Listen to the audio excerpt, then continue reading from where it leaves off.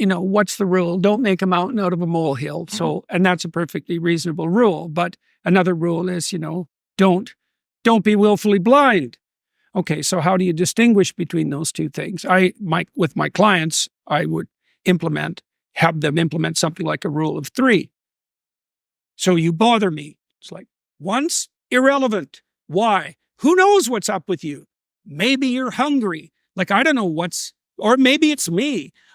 The fact that we had some emotional upset between us once, it might alert you, but it contains virtually no information, right? So you just think, well, we'll just let that lie.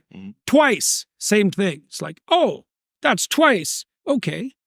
So now that's a bit more serious. Now I'm watching you a little harder. 3 times? Well, then I tell you, you did it this time, you did it this time, you did it this time. It's the same thing. I saw it and I'm not deluded. So a rule of 3 is a good one. It's a good one because it gives you, and you can make it 4 or you can make it 5. I don't care. But once isn't good because then you fly off the handle at everything. And so you do want to let go what can be let go. Well, what is that?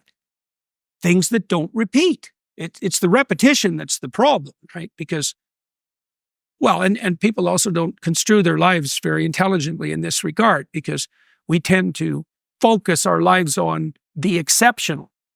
Vacations, for example, or special occasions. It's like, that's foolish. Your life is what you do every day. The mundane things you do every day, that's 95% of your life. You want to get those right. And if there are things that interfere with those, like maybe every time you put your kids to bed, it's miserable. Well, that's not good because you probably only spend 20 minutes of one-on-one time with any given kid on average every day. So if bedtimes are miserable, that's your relationship. Well, that's no good. You've got to fix that.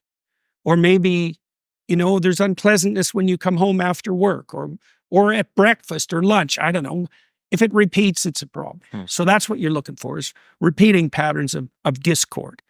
And if they repeat, well, the basic rule is if something repeats, it's not going to stop until you fix it. Your wife or you might be acting out patterns of misbehavior that have cascaded down the generations for God only knows how long.